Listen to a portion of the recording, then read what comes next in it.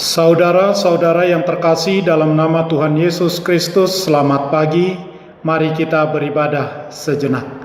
Kita menyanyikan Bukende HKBP dari nomor 256 ayat 1. Yesus Kristus Hidup Raja, Bina Bangkit ni Amana, Manggam Gumi Sasude,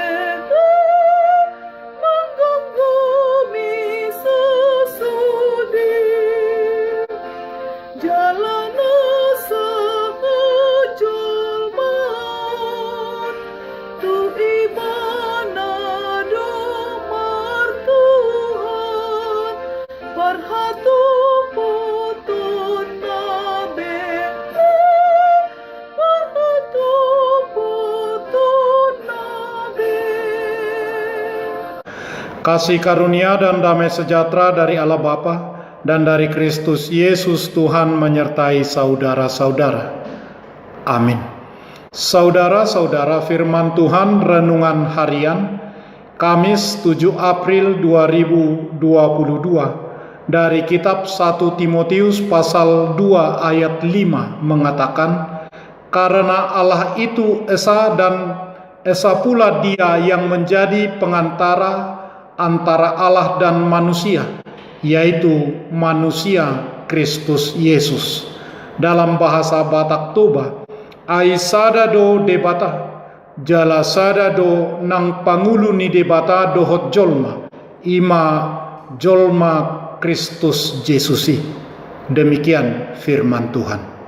Saudara-saudara, hati kita pasti menjadi hangat dan penuh rasa terima kasih saat kita mendengar perkataan keluarga kami berdoa untuk kalian, atau saya berdoa bagi Anda tadi pagi. Kita akan dikuatkan dan bersukacita karena ada orang-orang yang menopang kita dalam doa, dan karena kita tidak sendirian dalam perjalanan kita mengiring Yesus. Paulus menasihatkan agar doa disampaikan bagi para pejabat supaya orang-orang percaya dapat menikmati hidup yang damai dan tenang melalui Kristus Yesus, pengantara antara Allah dan manusia. Perantara adalah seorang yang bertindak sebagai penengah yang berusaha menengahi perselisihan di antara dua pihak demi mencapai sebuah kesepakatan. Yesus satu-satunya perantara di antara Allah dan manusia karena dosa manusia. Karena dosa, Allah menolak kita. Dosa dijelaskan dalam Alkitab sebagai pelanggaran terhadap hukum Allah dan pemberontakan kepada Allah. Ulangan pasal 9 ayat 7, Yosua 1 ayat 18. Allah membenci dosa, dan dosa menghalangi hubungan kita dengan Allah. Tidak ada yang benar, seorang pun tidak. Roma 3 ayat 10. Semua orang adalah pendosa akibat dosa yang diwariskan oleh Adam, selain dosa yang kita lakukan setiap harinya. Satu-satunya hukuman yang adil bagi dosa adalah kematian. Roma pasal 6 ayat 23. Bukan saja kematian jasmani, tetapi juga kematian kekal. Wahyu pasal 20 ayat 11 sampai ayat 15. Hukuman yang patut bagi dosa adalah kekekalan dalam neraka.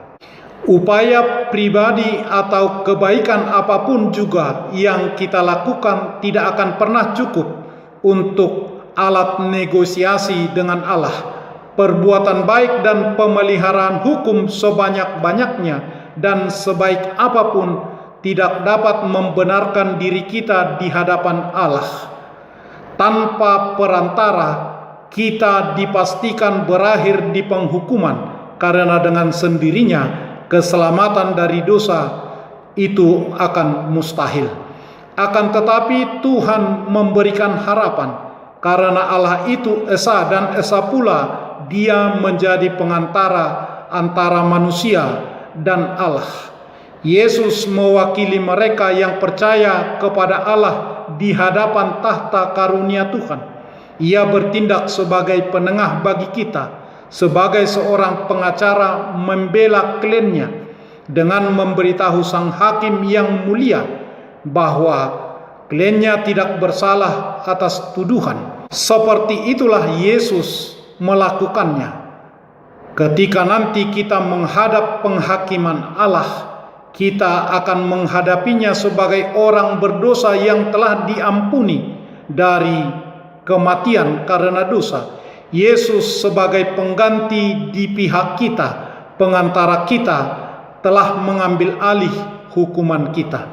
Penulis kitab Ibrani pasal 9 ayat 15 mengatakan, karena itu ia adalah pengantara dari suatu perjanjian yang baru, supaya mereka yang telah dipanggil dapat menerima bagian kekal dari yang dijanjikan, sebab ia telah mati untuk menebus pelanggaran-pelanggaran yang telah dilakukan selama perjanjian pertama. Oleh karena Yesus adalah perantara yang agung, maka kita dapat berdiri di hadapan Allah. Di kayu salib, Yesus menggantikan dosa kita dengan kebenarannya. Penengahan yang dilakukan Yesus adalah satu-satunya cara bagi kita untuk selamat. Karena Kristus adalah satu-satunya pengantara, maka janganlah mengandalkan kekuatan manusia atau kekuatan lain. Berfokuslah kepada Allah di dalam Yesus Kristus. Itulah penghiburan kita. Amin. Marilah kita berdoa. Ya Tuhan Allah Bapa kami, terima kasih telah mengingatkan kami jemaat-Mu tentang betapa pentingnya berdoa bagi orang lain. Tolonglah kami untuk selalu peduli dengan turut menanggung beban orang lain dalam doa-doa. Melalui pengantara kami, Yesus Kristus Tuhan kami, dengarlah doa kami. Amin.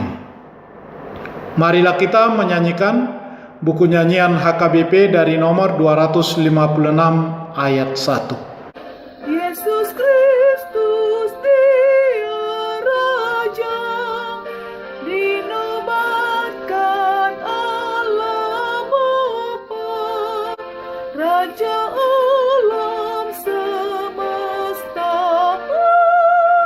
Raja alam semesta. Semua umat manusia kan mengaku Yesus Tuhan, akan sujud menyembah, akan sujud menyembah. Kita bersama-sama berdoa dengan doa Bapa kami. Bapa kami yang di surga, dikuduskanlah namamu, datanglah kerajaan-Mu, jadilah kehendak-Mu di bumi seperti di surga. Berikanlah kami pada hari ini makanan kami yang secukupnya, dan ampunilah kami akan kesalahan kami, seperti kami juga telah mengampuni orang yang bersalah kepada kami. Dan janganlah membawa kami ke dalam pencobaan, tetapi lepaskanlah kami daripada yang jahat, karena Engkau punya kerajaan dan kekuasaan dan kemuliaan sampai selama-lamanya. Amin. Anugerah Tuhan Yesus Kristus, kasih setialah Bapa, dan persekutuan Roh Kudus menyertai saudara-saudara. Amin.